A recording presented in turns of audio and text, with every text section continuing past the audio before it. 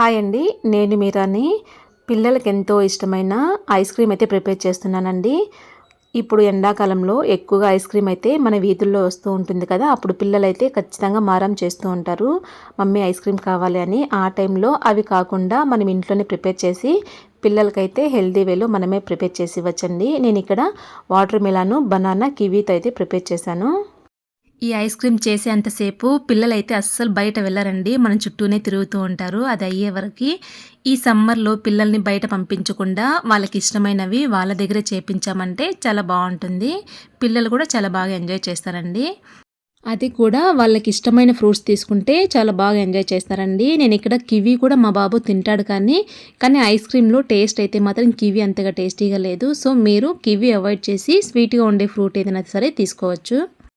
Kiwi కూడా ఎందుకు తీసుకున్నానంటే మా బాబు ఫ్లాగ్ కలర్లో ఐస్ క్రీమ్ చేద్దాం మమ్మీ అన్నాడు. అందుకోసమనే ఇక్కడ నేను వాటర్ మిలాను, బనానా, కివీ ఈ మూడు అయితే పర్ఫెక్ట్గా సెట్ అవుతాయి ఫ్లాగ్ కలర్స్ అని చెప్పి నేనైతే తీసుకున్నాను. మీరు ఫ్రూట్స్ ఏవైనా సరే తీసుకోండి, ఈ విధంగా ప్రిపేర్ చేస్తే సరిపోతుందండి. నేను ఇక్కడ వాటర్ మిలాను కట్ చేసుకొని సీడ్స్ అన్ని తీసేసి మిక్సీ పట్టుకున్నాను. మీకు ఇష్టమైతే షుగర్ కూడా కొంచెం యాడ్ చేసి మిక్సీ పట్టుకొని మౌల్స్ ఉంటాయి కదా, ఐస్ క్రీమ్ మౌల్స్, దాంట్లో కొంచెం కొంచెంగా వేసుకోవాలండి. తర్వాత కొంచెం అది ఫ్రీజ్ అయిన తర్వాత మనము మళ్ళీ బనానాతో అయితే నేను ఇక్కడ మిల్క్ షేక్ అయితే చేస్తున్నాను. మనం ఫ్రీజ్ అవ్వకముందే అన్నీ ఒకేసారి వేసామంటే మిక్స్ అయిపోతాయి. సో ఒక్కొక్కటిగా వేసుకుంటూ ఫ్రీజ్ చేసుకుంటూ మనము ఈ ఐస్ క్రీమ్ అయితే ప్రిపేర్ చేసుకోవాలండి. నేను వాటర్ మిలాన్ వేసి ఫ్రిడ్జ్లో అయితే పెట్టేశాను. అది ఫ్రీజ్ అయ్యేలోగా ఇక్కడ నేను బనానా మిల్క్ షేక్ అయితే చేసుకున్నానండి. అది కొంచెం గడ్డగట్టిన తర్వాత మనం మిల్క్ షేక్ ప్రిపేర్ చేసుకున్నాం కదా, అది కూడా కొంచెం కొంచెంగా మౌల్స్లో వేసుకుంటూ ఫ్రిడ్జ్లో పెట్టుకుంటే సరిపోతుందండి.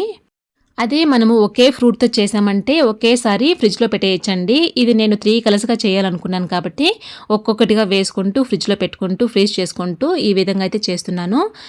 తర్వాత బనానా మిల్క్ షేక్ కూడా అందులో వేసి ఫ్రిడ్జ్లో అయితే పెట్టేశానండి. తర్వాత గ్రీన్ కలర్ కోసం నేను ఇక్కడ కివీ జ్యూస్ అయితే ప్రిపేర్ చేస్తున్నాను. ఈ కివీ కూడా వేసి ఫ్రిడ్జ్లో పెట్టుకుంటే సరిపోతుందండి. మనకి అన్నిట్లోనూ ఫ్రూట్స్లో పిల్లలు కొంచెం ఎక్కువగా ఇష్టపడరు కాబట్టి కొంచెం షుగర్ యాడ్ చేసుకుంటూ వేసుకుంటే కొంచెం బాగుంటుందండి.